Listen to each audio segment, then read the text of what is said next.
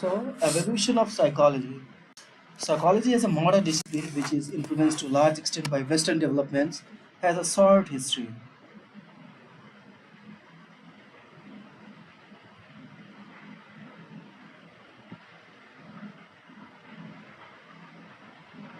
It grew out of ancient philosophy concerned with question of psychological significance.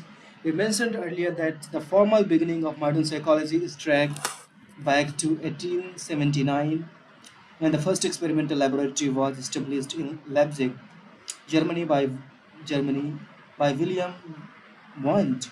Wundt was interested in the study of conscious experience and wanted to analyze the constituents of the building block of the mind.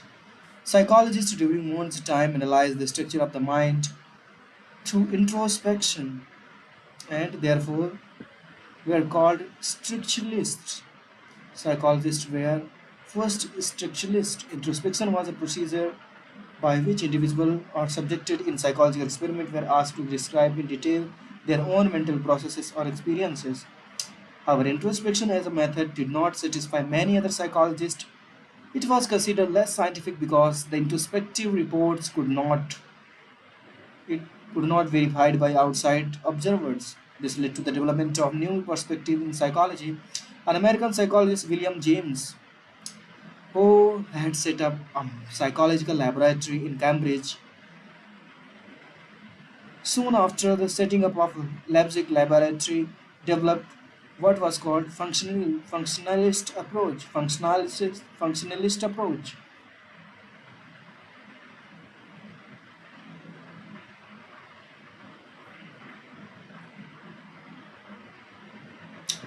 The study of the human mind. William James believed that instead of focusing on the structure of the mind, psychology should behavior function. Psychology should instead study what the mind goes, and how behavior function in the making people deal with their environment. For example, functionalists focused on how behavior enabled people to satisfy their needs. According to William James, consciousness as an ongoing stream of mental processes interacting with the environment formed the core of psychology.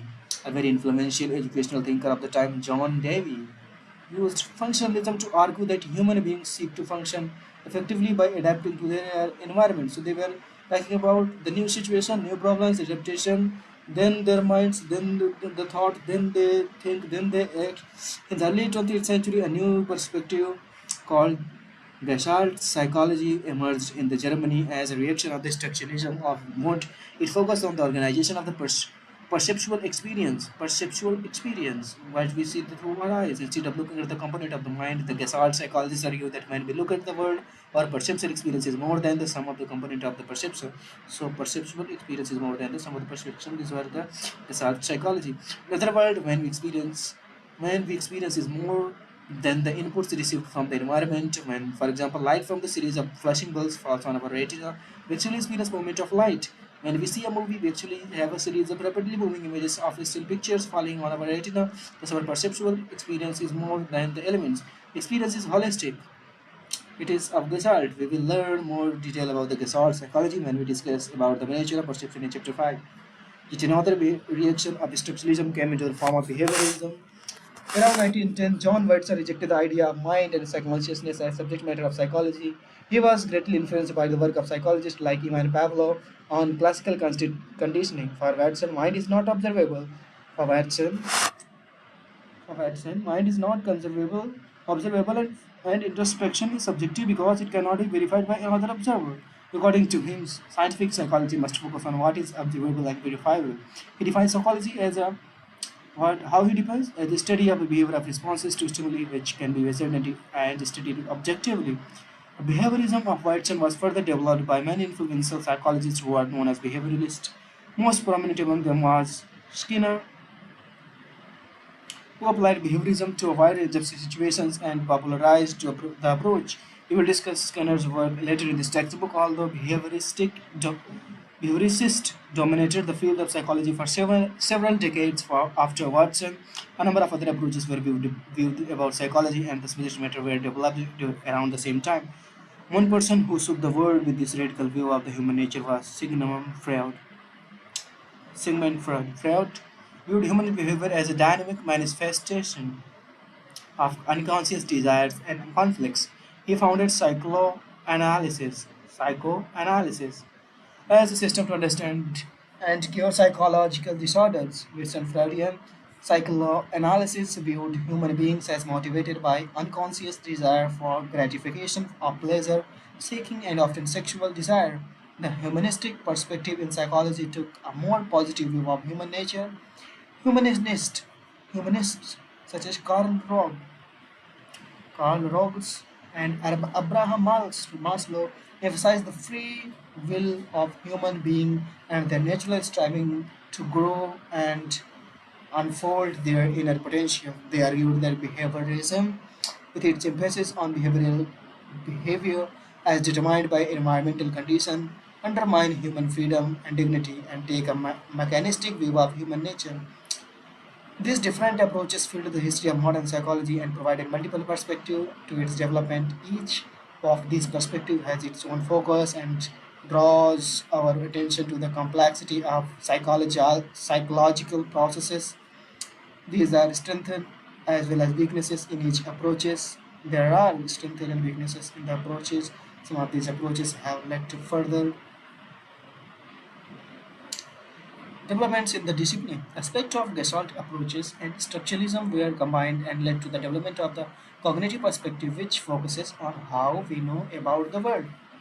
Cognitive perspective, how we know about the world. Cognition is the process of knowing.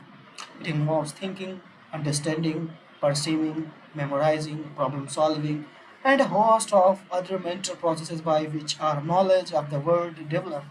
So we need a host of other making us able to deal with the environment in a specific way. Some cognitive psychologists view the human mind as a computer, information processing style like a computer.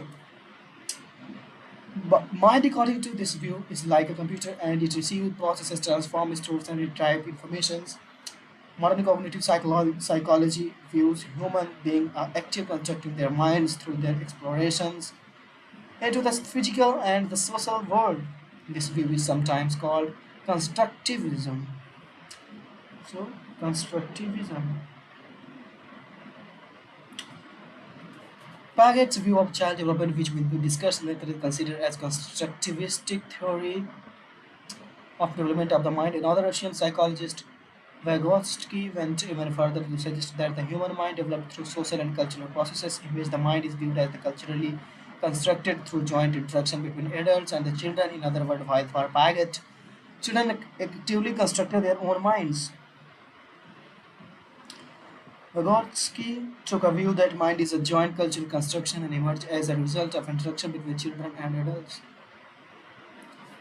Departure both within the country and abroad, these attempts have tried to stabilize the truth value of various assertions in Indian physiological tradition through scientific studies. The modern era of Indian psychology began in the Department of Philosophy at Calcutta University, where the first syllabus of experimental psychology was introduced and the first psychology laboratory was established in 1915. Calcutta University started the first department of psychology in the year 1916 and another department of applied psychology in 1938. The beginning of the modern experimental psychology at Calcutta University was greatly influenced by the Indian psychologist Dr. N.N. Sengupta, who was trained in USA in the experimental tradition of Wands.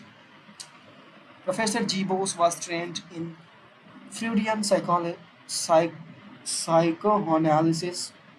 Psychoanalysis, another area which influenced the early development of psychology in India. Professor Bose established Indian Psychoanalytical Association in 1922. Department of Psychology in the universities of Mysore and Patna were other early center of teaching and research in psychology. From those modest beginning, modern psychology has grown a strong discipline in the India with a large number of centers of teaching, research, and application. There are two centers of excellence in psychology supported by the UGC at Typical University, Bhubaneswar, and at the University of Allahabad, about 70 university after courses in psychology.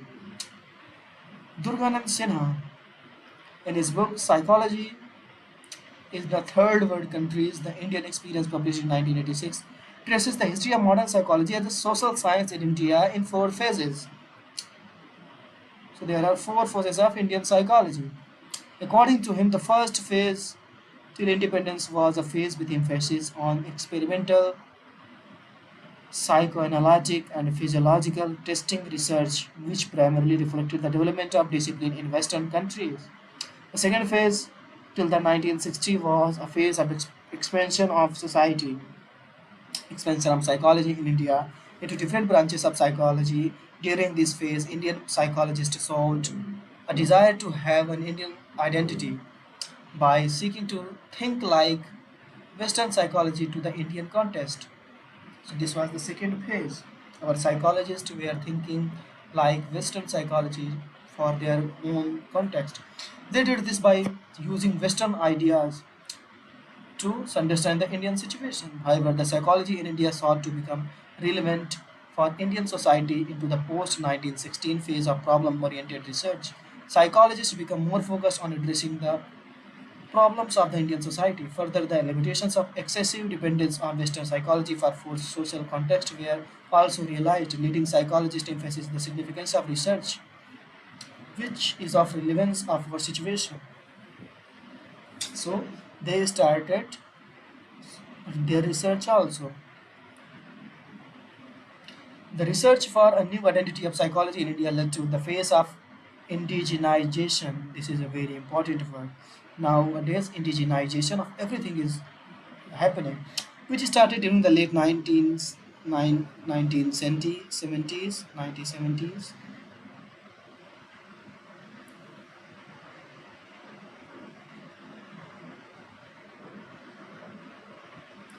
Besides rejecting the Western framework, Indian psychologists stressed the need of developing an understanding based on a framework which was culturally and socially relevant. So, yeah,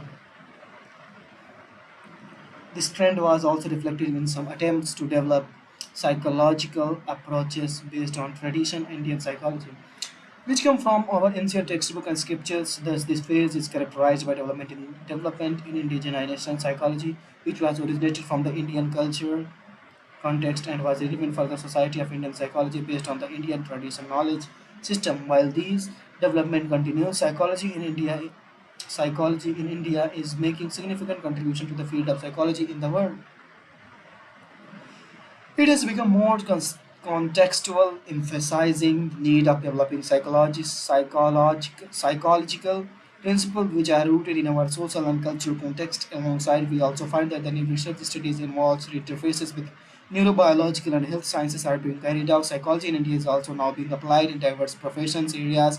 Not only have psychologists have been working with children have special problems, they are employed in hospitals and clinical psychologists in corporate organization in the HRD and advertisement department in sports industries in development sector and in IT industries branches of psychology.